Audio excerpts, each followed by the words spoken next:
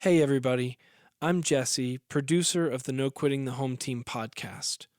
I wanted to give a quick disclaimer in that while we hope anyone who listens would gain wisdom and insight from Dave and Renee's conversations, this is still a podcast intended for married couples, and to that end there will occasionally be dialogue around sexual intimacy and other related topics. So, for those of you who may be single and particularly sensitive to this subject matter, or those who may be listening at home or in the car with their kids around, we wanted to give you a heads up in advance so that you might continue listening at your own discretion.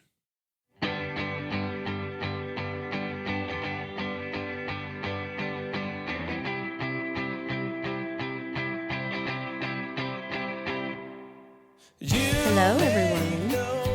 Happy afternoon. Welcome to No Quitting the Home Team, Season 2, Episode 8. Why are you laughing? Why are you laughing? I don't know. You have such a funny voice. Funny cadence. I know. I'm just mixing it up. I wasn't expecting. Okay. I'm Renee. I'm Dave. I'm Jesse.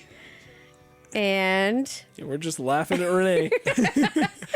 we're glad you joined us today. Dave, give us a preview of what book we're going to talk about. Guys, we're going to learn so much more about attachment theory. Just Woohoo! in case you didn't get enough from the book Attached, we're going to cover another book that's also based on attachment theory.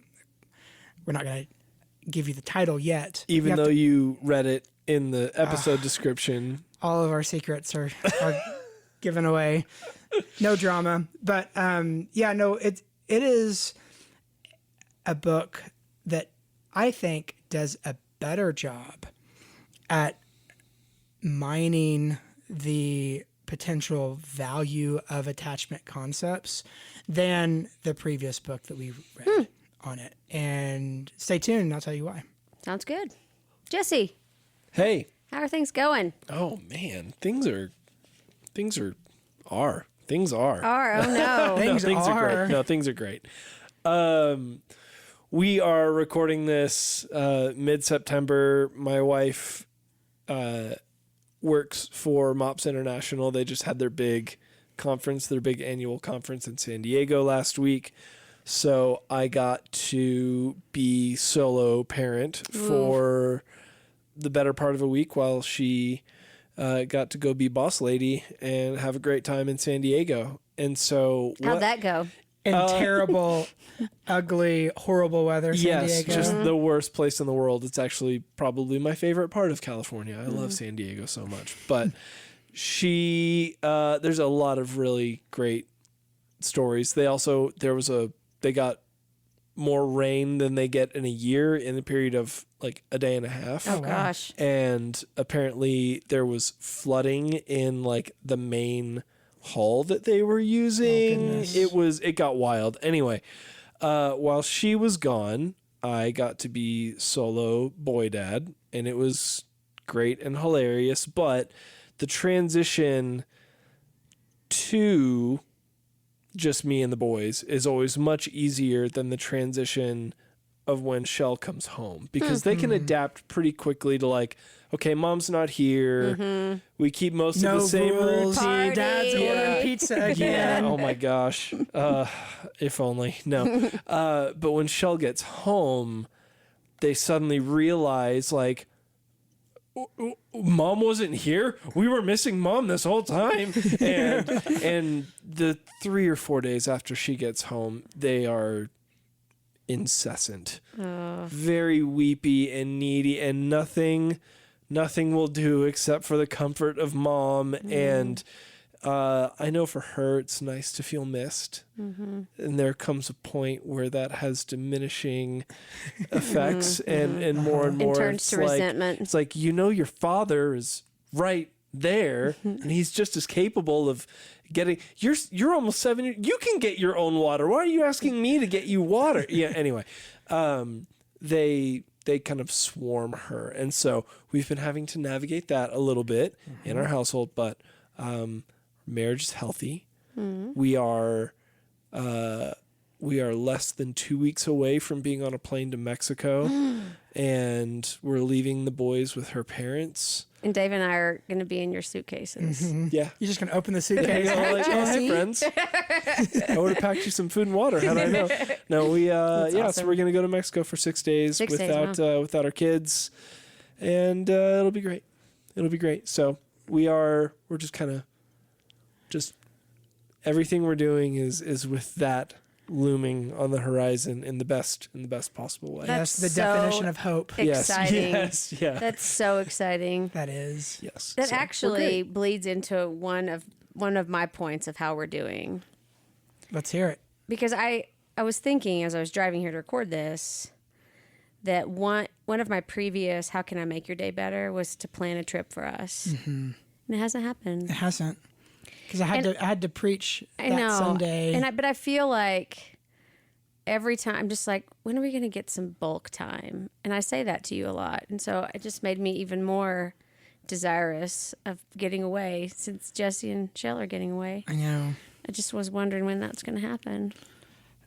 Thanksgiving. When we go to my parents Question mark. and my 5 brothers and sisters and their entire families. Yeah, that's when we'll get away together. Just put the kids on the plane. Be like, oh, we got to go to the restroom. We'll be right back. And That's then right. Just go somewhere else. My kids, there's some joke, I don't know where it started, where there was some story where the dad went to get milk and never came back. Where does this story? No, that comes from the podcast Smartless. Oh, is that where it's from? Yeah, from Sean. Oh, Hayes. Okay, Sean that's right. Yeah. So, But now it's just become but we joke at a our part house. of our family. They're like, Dad's going to go get milk again, or Dad's going off to get milk, meaning Dad's not going to come back. Right. But they know he's coming back, but Yes. it's just kind of a silly thing. But maybe, Anywho. but so what you're saying is that we need to do that for real. For reals. You and I together for about at least a week. Yeah. But I just don't see that window anywhere on our calendar No But- time soon. anytime soon. But Yeah.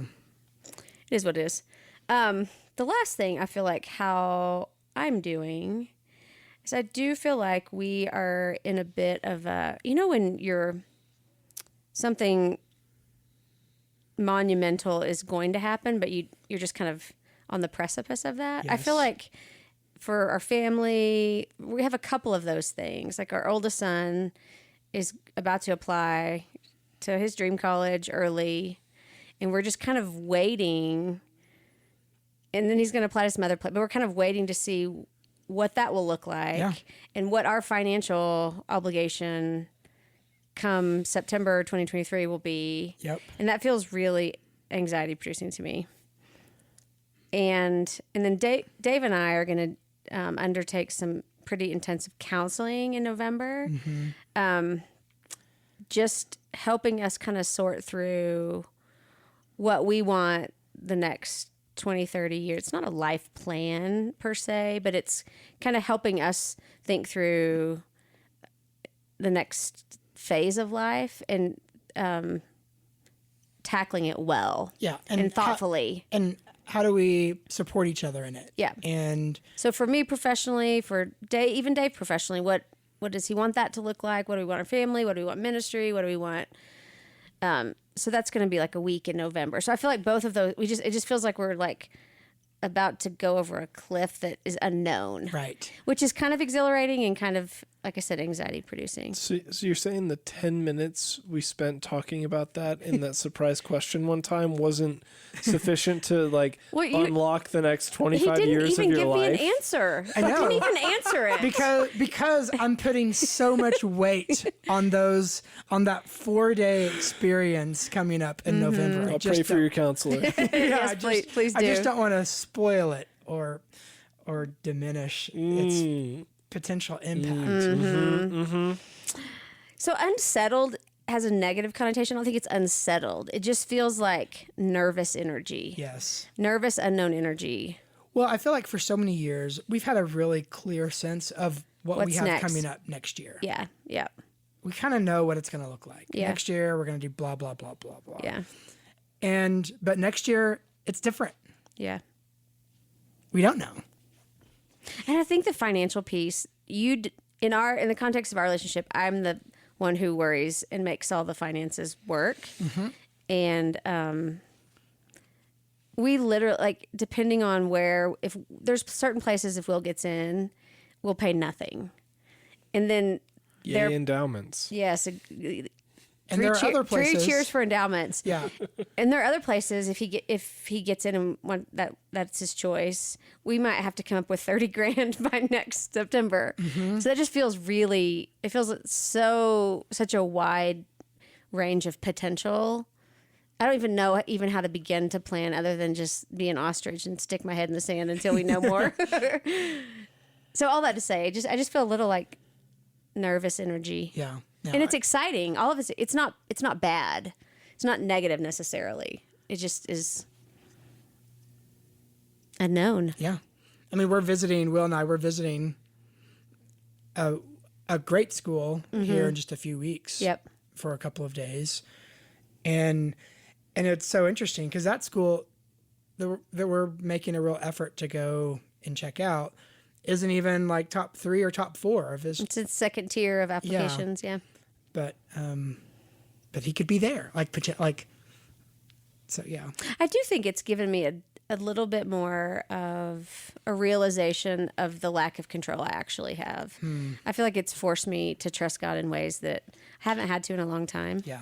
And just trust the sovereignty of open doors and provision in ways that I just haven't been forced to do that in a long time. So I think that's a good thing, Yeah. but it's also a scary place. Yeah. And I think unsettling in a good, literally, if you think of what unsettling means, if you Yeah. break down that term, Yeah. it feels like that for sure. Yeah. So that's me. What about you? Cool. I think same. I mean, similar, like just to kind of piggyback on that, I am excited about Will and I's upcoming trip to visit a couple of schools. It's one of, it's become a value. It is a value in our family. So I think the fact that we're all kind of sort of in that journey together is Been fun. it's been fun. It's cool. It's something that we like. We love colleges and universities. I mean, every Saturday we watch college football, and but part of that is that we actually enjoy the university sort of experience. Yeah. And unfortunately, a lot of the schools that Will's looking at have terrible football teams. Well, But If they even they're have stronger. one. Yeah, that's true. so it's stronger in other They're areas. stronger in other ways. So I have there's a lot to look forward to. Yeah.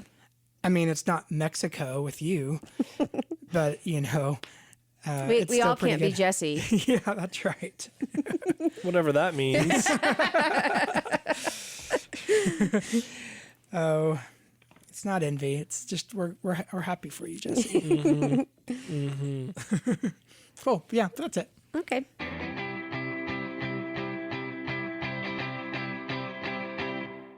Hey, as we switch to the book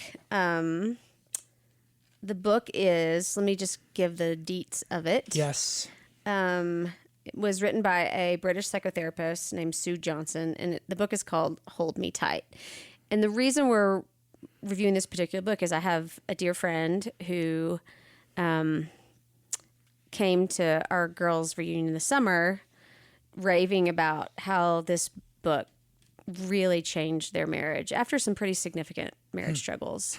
So I asked her, I said, can we review the book? And she's like, sure, I'd love it. So I know she listens, but I don't want to say her name because I just said she's had some significant marriage struggles, and I don't know if she wants that on the airwaves. So, but you know who you are. Wise. And thank you for the recommendation. And I do have to give a disclaimer before we start this one. I've probably read 3 marriage books my entire life before this process, and I just couldn't do this one. So any insight, I've gotten lost in some fiction recently. Life has been crazy. So any insight that I provide should be wholly taken with a large grain of salt because I actually haven't read this book.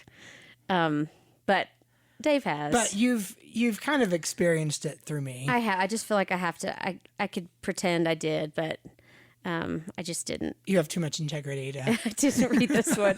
And I promise going forward I will read the rest of them, but not this one. Yeah. Well, I think it's okay that you didn't read it, not because it isn't a great book, but because we read Attached together a few weeks ago. Yeah. A lot of the philosophical and scientific Yeah. foundation of this book was covered extensively in Attached as well. So, And I think so. My role will be a little bit more of just the question of the potential reader, yes. not as one who has any sort of synthesis or critique or insight. Cool. I just wanted to throw that out there. Okay. Well, yeah, I don't think you needed to, but I'm sure our readers or listeners appreciate it. Okay. So With that, Dave, with take that, it away. Here we go. So Hold Me Tight by Sue Johnson. Now, this book, as I've already mentioned, is based on a connection that Sue Johnson made between a attachment theory concept and adult romantic relationships.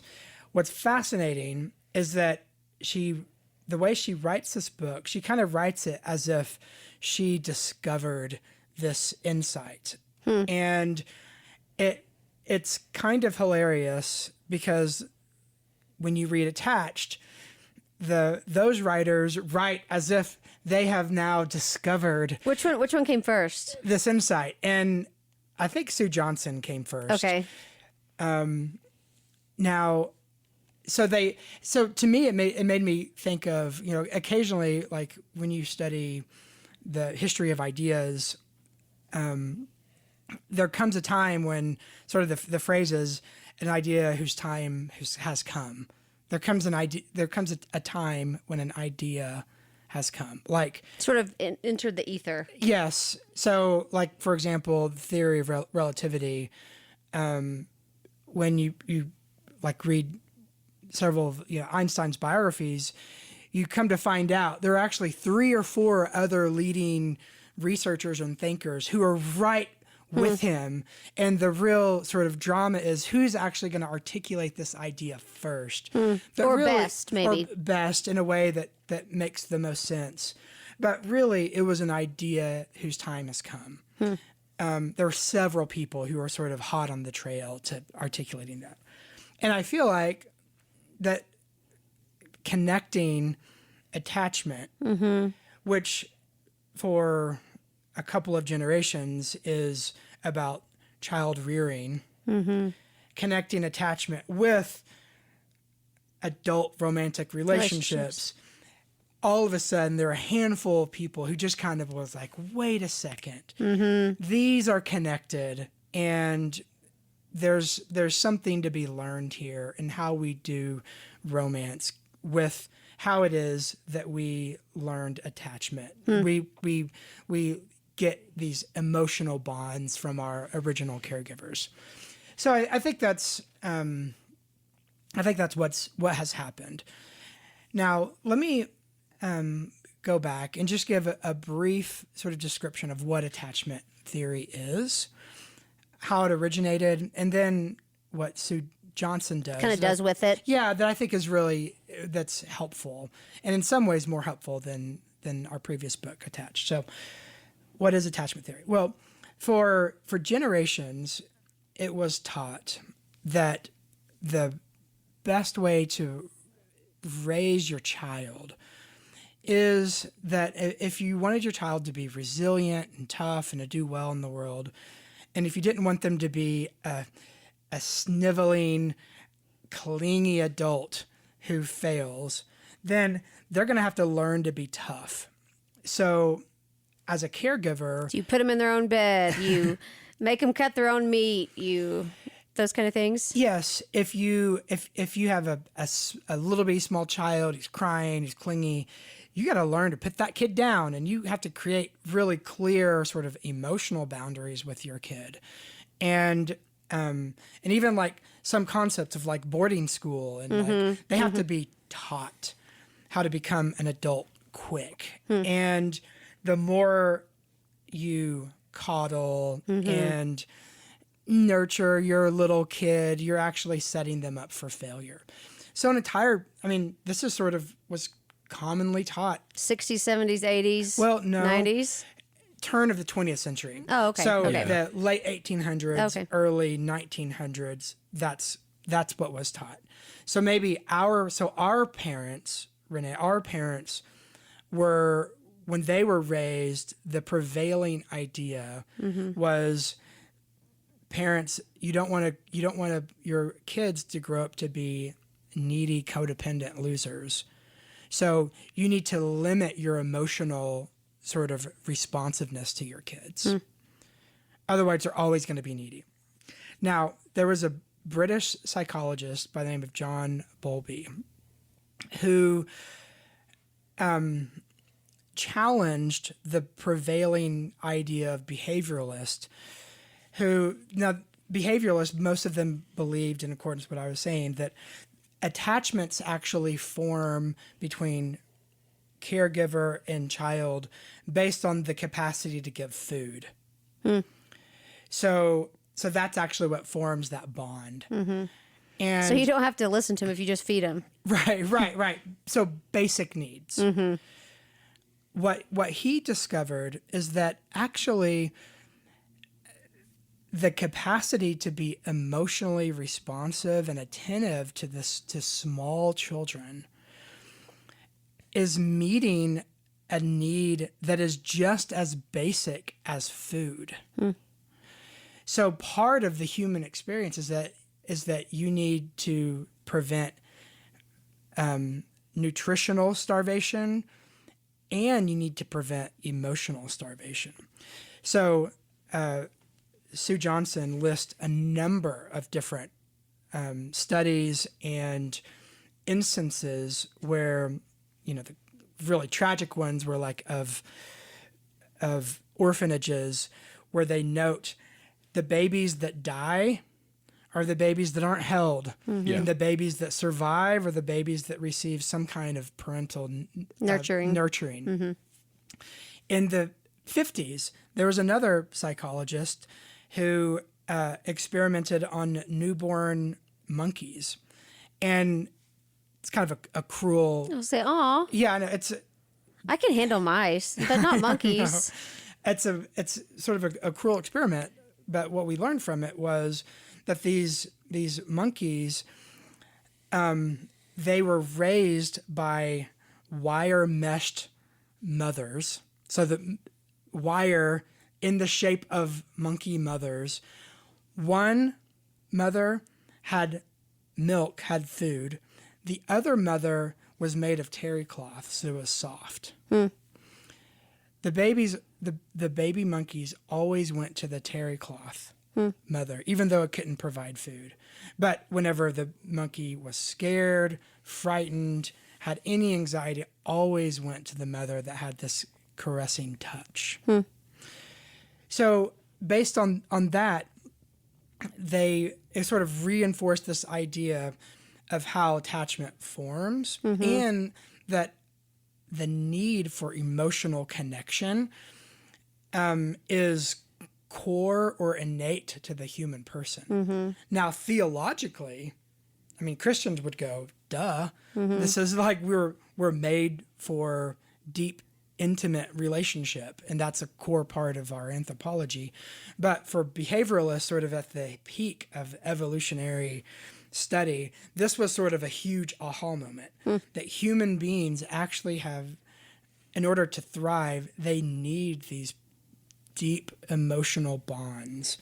And if they don't get them, then there's all kinds of dysfunction that happens. Yep. So the book that we read a few weeks ago, Attached, they talk about the different ways that our attachment styles sort of develop based on the extent that we get that emotional connection from our original So if we caretaker. received it, then we can in turn give it in a romantic relationship. Yes. So the secure attachment then is like, I got it. Yep. So now I have like the freedom and the independence to go and to make sort of mistakes out in the world because I know that I have a secure base. And then the insecure is like, I got it, but maybe not quite enough. And therefore, if I'm not getting what I need, I'm going to have protest behavior to get it. And if I didn't get it hardly at all, then I'm going to be super indifferent. And that's the avoidant. I'm going to seem like I don't need it, but part of the insight of the concept is that we all need it because it's a human issue. It's a human need, just like we need food. We all actually need a deep emotional connection in order to survive and thrive as humans. Right. So I think that's fascinating. So does bird have the same, because you kind of just summarized attached. Does bird have the same categories? It's the same thing. Secure. Does she use the same jargon? She doesn't. She assumes it, but she really concentrates on not what attachment style are you, but rather we all need attachment. We all need these emotional bonds. We all have different ways of sort of sabotaging ourselves from getting it, but we all need it. So she really concentrates on that's the core need, based on this is sort of the chief fruit of our evolutionary journey as a human species, is this desire for emotional connection with each other. That's her framework. Okay, so what's her grand insight? So the grand insight then is that couples who are having dysfunction in their relationships, they're often given ways to improve their relationship that are akin to being shown different steps in a dance, when in fact what they have to learn is that they're listening to the wrong song. So they have to change the music. That's sort of a metaphor that she plays with. So you change the music, and really the music is that that we get stuck in a loop that triggers panic in us when we don't get that emotional connection that we all need. And all of us, based on our own individual stories and personalities and attachment styles, again, all that sort of assumed, we all have ways in which we communicate some need for that emotional connection, but often it comes out in a way that actually prevents the emotional connection from happening. So, for example, let's say I need actually, from what I need from you is deep acceptance. And if you do something that makes me not feel accepted, then what I might manifest to you is anger. So what you experience from me is me just being hot-headed and angry, but really what I need is for you to accept me. So and then when you see that anger, then you respond to the anger, when what you need from me is something as a deep emotional connection, and yet my behavior towards you distance that. And so she calls it a loop. So we kind of get stuck in a loop. And they're like these discernible, what she calls demon dialogues. So ways in which our communication styles can sort of play off each other that reinforces our emotional deprivation.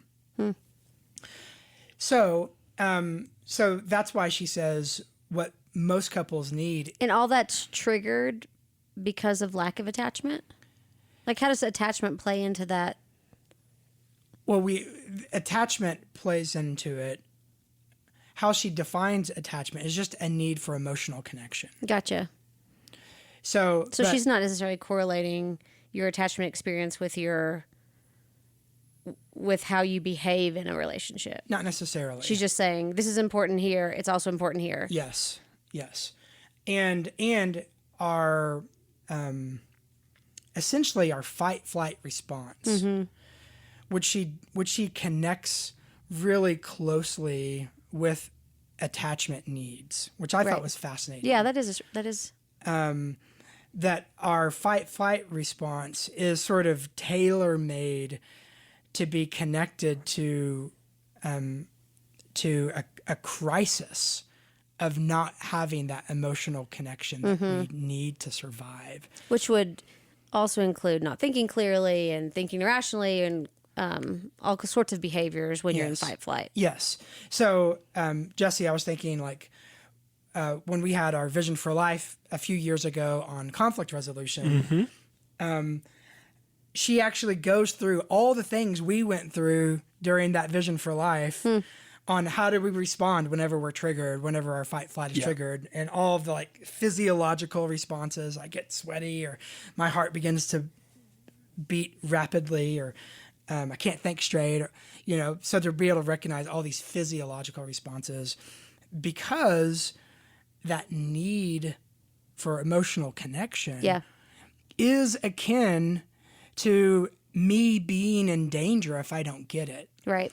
So it's the same as me being in physical danger. It's the same as me if I'm actually in a situation where I'm literally have my life sort of hanging in the balance.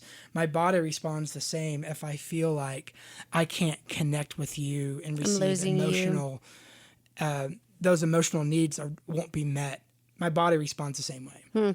So it's pretty interesting. And I think there's some real insight. So then the remedy is to go back and shore up basic attachment realities. Bingo. Okay, interesting. So what I like about what I think I like about this book is she's really trying to create an environment where you can have what she calls a hold me tight conversation, which is a conversation where we've been able to sort of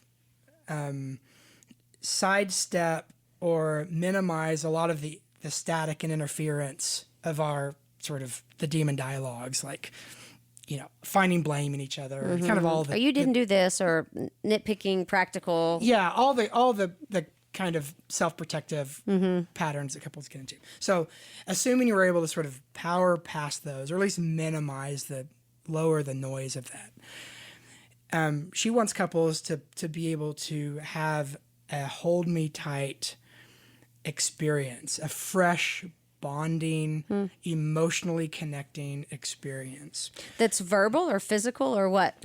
All the above. Okay. But how she defines it is it's an R conversation. So A is available. R is responsive, and E is emotionally present. So a conversation where I'm able to communicate to you in a way in which I can be honest with my core needs, not my behaviors, not my actions, but actually what I need. So what I really need is for you to what I need is to be accepted, or to be loved, or to be held. Like that's where the physical component of there is a physical like touch component to it. But often I feel sad, or I'm afraid, or I have shame, or there's fear, and those sort of core, she wants you to get in touch with those more base level emotions of sadness, fear, shame, that is the real sort of motivation behind a lot of the protest and a lot of the dissatisfaction. It's really, I feel sad. But then I feel sad because there's a deeper longing. Yeah. That, again, going back to attachment, it's I'm that little kid, and really what I need is for my mom. I need the felt monkey. Yes, yeah, I need the felt monkey. I need that terry claw. I need that comfort. So then that's the hold me tight, like just. And then the trickle up or trickle down, whichever way you think about it, will take care of itself. Sort of. I mean, she gets into like, okay, then through that, then you can experience forgiveness. And you can sort of work on some of the practical sort of issues in your relationship if those core needs are being met. And really her insight is that often in marriage counseling, what's dealt with is a lot of the peripherals, the external things. And yet not the core need. And she's like, no. Let's facilitate that core experience where I can be emotionally present, where we're both emotionally present, we're responsive. So I not only see that you're in distress, I'm present with you in that distress, but I can respond in a way that meets you in that emotion. And then now it's like something happens, she calls resonance, which you kind of can hear in a lot of different authors, but it's like my soul and your soul, it's like they're both kind of vibrating, and now it creates this sort of deep connection. A resonance happens whenever emotionally we're present, we're available, responsive. What was the E again? AR. Emotionally present, responsible. Responsive, and the E is emotion. Emotion. So ARE, yeah. Okay. Available, responsive, emotionally present. Gotcha. Okay. And so she says there's only one thing that Hollywood gets right about romance. And she says what they get right about romance is when you're watching a love story and the two sort of lovers look longingly into each other's and lock eyes and have that and then moment. that moment, and then they embrace. She's like, that's actually right. She's like, everything else is wrong, but that moment is right. And she's all about facilitating that moment that reestablishes that core bond, and then everything else kind of flows from there. So I think it's beautiful. I think there's something powerful about what she's doing. And maybe some couples do that naturally, right? Like Yes. do it. And her insight is that some need help facilitating that. Especially if you come from a family that's where emotions were bad or to be suppressed or to be just avoided, even though you feel them, you don't pay attention to them. Then all of a sudden you've sort of taken away a key component of how it is you're going to be able to connect with your spouse. So being able to sort of be honest with those emotions, sort of destigmatize them, distill those emotions, trying to get to their meaning or essence, and then get to sort of what longings they actually are connected to, can facilitate real reconnection. And again, she does all this work to get to what is the biblical insight, which is Genesis 2. Are you going to say naked and unashamed? It's as if she's saying, what if you could be in a relationship where you can be totally exposed for who you are? It's as if you have nothing. Interesting. What's another way of phrasing It's that? as if you have nothing between us, like nothing on. And yet there's nothing that you have to be afraid of or ashamed of. It's to be naked and unashamed. Oh, bingo. And it's as if we were made. There's this innate need that all humans have for that relation. This is what she's discovered recently. Well, it sounds intuitive to me and very fresh. Would she advocate, is this like a reset that you do once and kind of sets your relationship on a trajectory, or is this something that has to, in some ways, artificially happen multiple times? Like, did she go into practical? Yeah. Well, she's created an entire industry around it. Okay. So it's called emotionally focused therapy. Oh, okay. And So there are counselors and therapists that are certified in. trained Okay. Interesting. in this particular style of connection. And she's famous for it. So it's its own thing. So if any sort of therapist at Denver Seminary or wherever, they're going to be familiar with EFT. So there's a whole, like, this book is kind of a dumbed down version of a more sort of clinical, theoretical based approach that she's developed over many years. She started practicing in the 80s. But I appreciate this book because it was, for me, it was just technical enough that I could appreciate the science behind it, but super practical Yeah. that I could read it in 6.5 days and and be able to at least have some coherent thoughts about it. So yeah, that's kind of the basic summary of it. So I heard you mention quite a few affirmations of it. Do you have any critiques or any not so sure about that? Other than, I think, anyone claiming to have unlocked it. Yeah, I was going to Yeah. say. I mean, any exclusive claims other than to- claiming ancient wisdom as newly discovered truth. Yeah, Yeah, which, we make that critique with a lot of these books. right. In any book that has insight, the writer's making a case for it. You got to oversell it to have some minimal adopting of it. Exactly. Yeah. So there's definitely some of that in there. I would say the my biggest critique is that she goes after therapists that are really like concentrating on helping with communication. She kind of goes after them a little bit, like you're dealing with the scaffolding but I'm dealing with like the foundations. But Even though she makes her own communication. But half the book is her facilitating conversations. Yeah. And so it's kind of it feels a little disingenuous. Yeah. And part of me is like, don't go after Scott Stanley.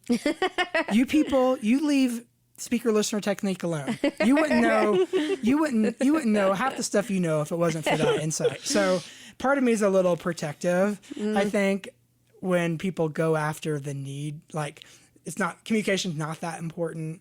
And then they spend all of their time with just, well, this is how the conversation should go. And you should say this and you say that. It's like, well, gosh, that sounds kind of familiar.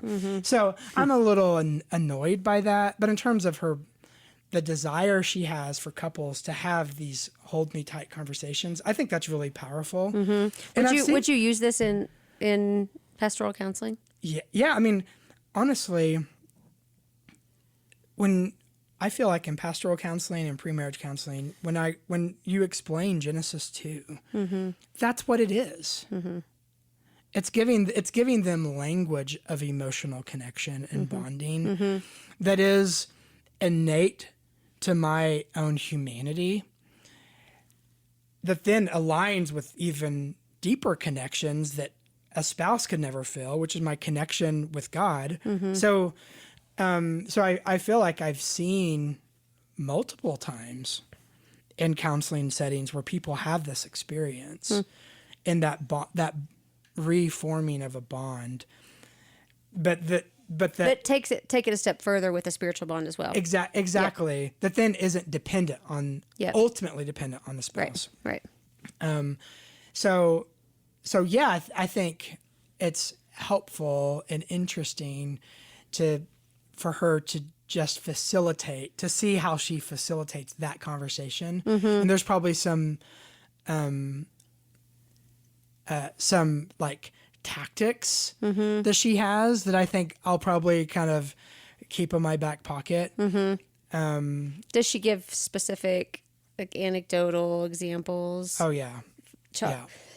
It's filled with a lot of with examples of couples as so she kind of builds, so that I think there are 7 conversations she wants you to have, and the fourth one, the middle one, is the hold me tight conversation. So it's basically how to get out of your own way, these conversations, how to identify how we break down and get in the way of us getting emotional connection. And then once finally we can be present with each other, you have that conversation, you have that moment, and then you can learn to forgive each other, and then you can facilitate how to have this sort of reaffirming experiences of that bond. So yeah, I think it's great. I mean, could someone go through that process just with this book? Yeah, absolutely. If this resonates with someone and they feel like that might be helpful, it would provide enough of a roadmap to kind of coach them through the process. I think 100% they could do it. Assuming that the couple is just sort of normally broken. Yeah. Right. We're all like just sort of garden variety pagan type stuff.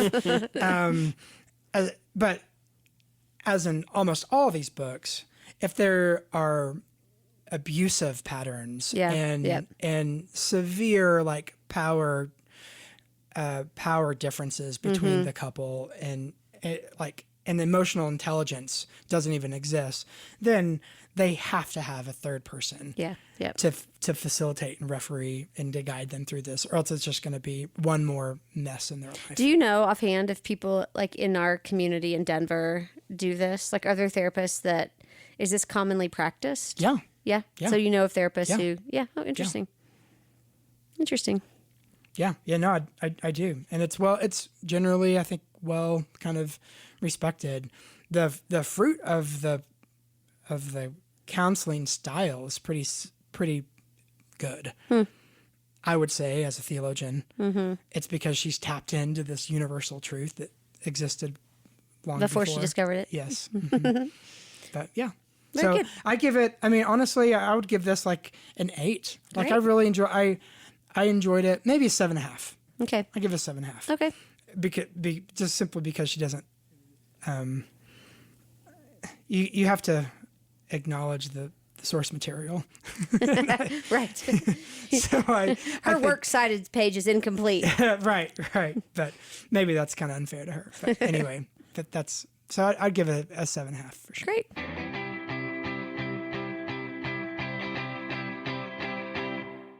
I have a surprise question for you. Okay.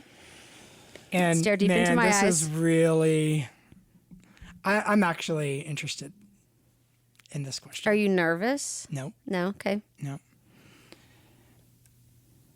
And okay, here it is. Oh dear. So Renee, you're probably the like most gritty, like you're tough, least like phased people I know. Lots of reasons why that's the case, but you are. And so it's so interesting and fascinating to me when I see something happen to you that suddenly you're undone. Mm-hmm. This week, I know where this is going. this week, I'm in the middle of a meeting, I know. And I knew you were in the middle of a meeting. and it was an important, like it was sort of, I know. it was a thing meeting, and yeah, you know that I'm in it, and you call, and I'm like, okay, I got to answer. Mm-hmm. I pick it up, and you're like, Dave, you're hyperventilating, and I'm not kidding. I'm like, honey, what's the matter? She's like, I was walking back with Pearl, and I opened the gate, and there's a mouse that's standing in the pathway at the gate, and I can't go in the backyard because there's a mouse right there, and it's acting out of its mind. I don't know what to do. And you were undone. I was undone. You were I wasn't crying. you weren't crying, but you were like, you're in public, and you're like, screaming. Just the neighbors heard. Yeah. But so there's a part of it that's kind of humorous, I think, sort of classic. Staying on the table as a mouse, like watch Tom and Jerry. Like that's sort of its own trope. But I know you, and so I'm trying to understand. Maybe help me know you better by getting me into your mind, so that since if we're gonna emotionally connect, we have to be honest with core fears and what makes us sad and afraid. What is I help me understand that particular phobia. Okay, so if we are keeping with the book, I do remember an incident because I grew up in a small farming community where the end of our street was a wheat field.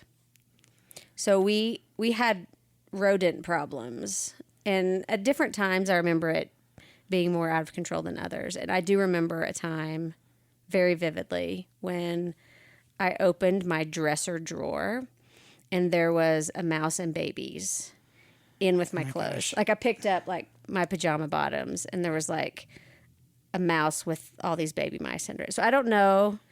That's how- horrifying. That's a horrifying thought. Yes. So I don't know how if that affects I think She does say in the book that the amygdala, so that almond-shaped part in your brain that is the fight-flight sort of housing center, develops young. it develops young, and its memory is it's not impossible, but it's really, really hard to unlearn the memories stored in the amygdala. And it's built in such a way that you maintain all of those memories to protect you. Right. You don't want to. You can remember good stuff, or you can forget good stuff, but you have to remember all the bad stuff to protect you from The deadly harm. monster mice. Yes. And their babies. touching the stove. Yeah, Like that. right, Yeah. right. So I don't know if that has anything to do with it. I think in this particular case, and I'm really sorry if this is offensive to people. This really might be offensive to people, but we have bait boxes We're going after the mice. outside of our house that poison the mice, but it's not poison. It's like blood thinner. So Like if a dog ate it would be fine. right, or a kid or whatever, but it makes them crazy. So when it makes them usually a mouse runs out and it's going to run away from you, but once it eats the whatever's in that bait box, it's like out of its mind. So it behaves very unpredictably. And it could come after you. It could jump on me. And I had things to do. I had to water the garden. I had to pick the garden. I had to do all kinds of, and it was right where our back gate opens to our yard. And it was running and jumping. And I just knew it was going to jump on me and like bite my jugular or something. So that's the reasoning for the extreme emotions, and I don't know why, because I can crush a spider with my hand. I know. Nothing really phases me. Is it all rodent? Wow, voice. Is Wow. it? You're Pull going the through your day. special Pull time the there, day. Jesse. Pull the day. Finally happened. Is it all rodents or is it just mice? Like, do squirrels give don't- you? No. Because they're just rats. I know. They're just rats with fluffy tails. I know. I don't know why. And I could hold a hedgehog, or like see a hamster. A gerbil? Hamster? You're They're probably fine. I'm fine. You know I don't know what. Maybe it's that incident. Maybe there's something to this attachment theory. The amygdala.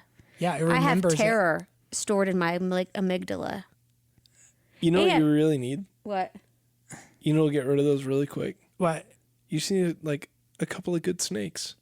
Or Snakes. or cats. Yeah, but cats decimate local ecosystems. Okay. Snakes are good for local ecosystems. Oh, interesting. So And- just like let a rattler loose in our Oh, backyard. you don't even need a rattler. No, like a bull snake. You just need like a bull about a boa?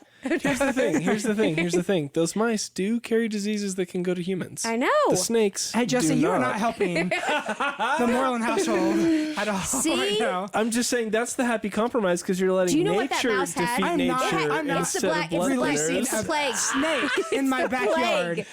That will Do you not know happen. what caused the plague in Europe? Mice. Yeah. Mice. Rats. So I think there's a historical component to my fear. Yep. There is. They're the downfall of all of humanity.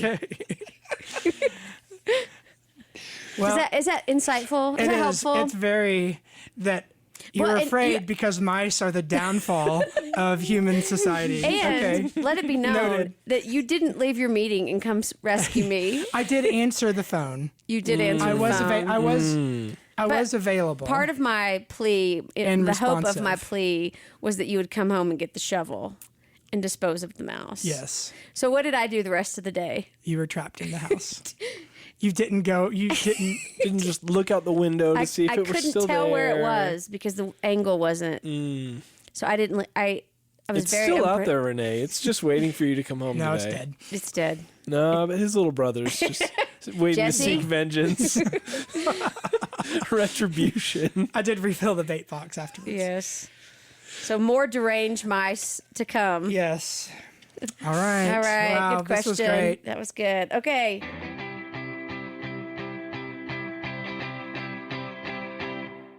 So moving on to the next segment, I'm going to ask you a question. Yes. The that's more a solicitation of a response, not a solicitation of clarification, which is, how can I make your day better today? Oh, that's such a considerate Isn't it? question. Isn't it? And totally out of left field. I know. Yeah. Completely I know. unexpected. I know. Gosh, how can you make my day? What a thoughtful thing to inquire. I thought so. Well, here's the thing with that question that I'm learning as we ask each other every week, and I don't know quite what to do with it, but it's just the truth. Is that I feel like I'm boring. Elaborate. I feel like my needs, like how can I make your day better? It's highlighting sort of what I need. Mm-hmm. I feel like my needs are so like simple and uninteresting and not terribly complicated. And like, well, that's what most guys probably need. Like, I just kind of feel like a stereotype sometimes. But With that- but we accept you where you are, so just bring them. What are they? How can you make my day better? Well, How can I make your day better? I would love to drink wine with you tonight. I would love to have an amazing Friday tomorrow. I You want to add a good meal to it? Depending on how good the Friday goes, you'll probably need it. I would love to have just a classic Renee dinner, and then for us to discuss a book that we're reading. Like, I feel like I could say that, like, that would be the God's honest truth every time you ask me that question, and I would just say the same thing over and over and over again. Well, there's a beauty in that too. I just feel like it's so uninteresting, and that it's like basic. I don't know, but that's the tension. Does it feel primal? A little bit. Like I wish I was more sort of urbane and had. I want you to read French poetry to me. You can make my day better by feeding me grapes in the tree swing with French poetry. Something like that. Where's my fainting couch? But I'm just a normal kind of kid from Oklahoma who has pretty simple sort of needs. And anyway, so I'm having to sort of come to terms with that. But I do have one. Okay. That's sort of outside of that. Okay. But you're tagging those on just so I can make note of those. Just to let you know, those are actually how you can make my day better. Those are Always answer with that. Okay. And then, In addition, Will and I were going on a college visit soon. And I think how you can make my day better is you talking with him and sort of hyping him up for the trip. Okay. Have I been a Debbie Downer in the trip? Well, maybe a little bit. I know. Well, because it's not in a top 5 school. So Right, he's not applying to the school until January. And he's missing 3 days of school. I know. Which he's done before. And with his class schedule, it is a beast. I know. So I haven't been. I've been I've just wanted to give him the freedom to say, I can't do this and not devastate you. But on the devastation front, this is an opportunity that I have to be with our oldest son for 3 days for a trip that we'll never forget. Okay. And so So AP courses be darned. That's right. That's right. Okay, great. Okay, I can do it. Okay. I felt the deflation when I was like, well, you don't have to go. We can pull the plug on it. But I need that connection with my son. Okay, I can hype it. Okay, great. Just call me hype girl. Okay, Call me great. fangirl. Great. Call me Durham, North Carolina fangirl. Here we go.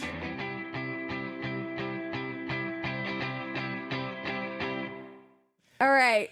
we're gonna end with Jesse telling us what he's into right now. Jesse, what are you into, bro? What are you into? Hey, this is actually a thing that my wife and I are both into, and I told her I think you'll really enjoy this, but this is a thing I would like for us to enjoy together. We are watching a television program, docuseries on Hulu called Welcome to Wrexham. Are you What? familiar with this? No, Never heard of I it. love All right. New And we Rex. have Hulu. Welcome to what? Welcome to Wrexham, Wales. Spell it. REX CK. WREX. Yeah. HAM. Wrexham. If it's Wales, it's supposed to be like YYYDDDRRR, Yeah, well, isn't it? that's the English. Yeah. Okay. So, welcome to Wrexham, WREXHAM, Okay. is the third oldest football club in the world. Kicky. Meaning actual soccer. football. Soccer. ball. Oh, yeah, that. Actual football. Football. Third oldest football club in the world that has the oldest functioning stadium in the world. Is that another way of saying dilapidated? Parts of it are In need of tuck pointing. in need of just in desperate times. This club bought the city established a trust to buy the club back from this super corrupt guy who ran it into the ground. Anyway, dire straits.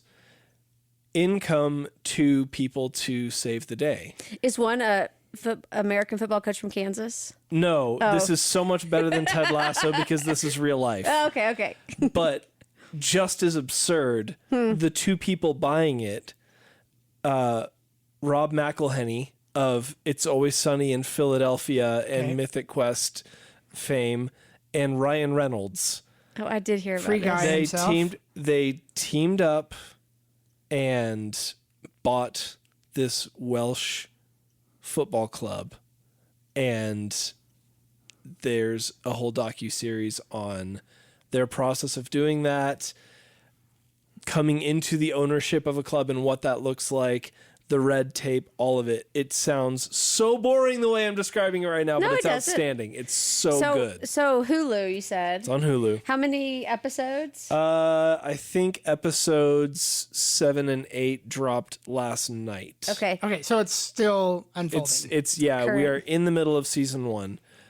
So basically with Wrexham, you have the story of these two American actors trying to convince this Welsh town of 65,000 people that they need to let them buy their club and that they're bought in, and it's outstanding. It's Okay. very, very good, worth your time.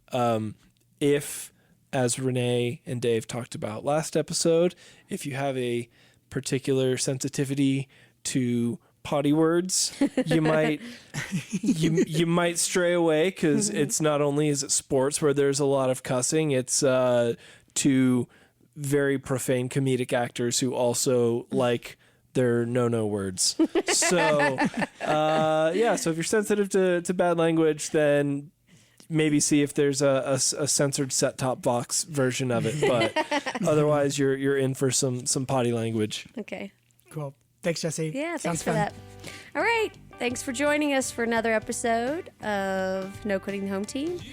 As always, if you have comments, questions, concerns, Books. criticisms, Books or articles about marriage you want us to mention. to interact with, whatever. Dave at fellowshipdenver.org or Dave at fellowshipdenver.org or Jesse at fellowshipdenver.org.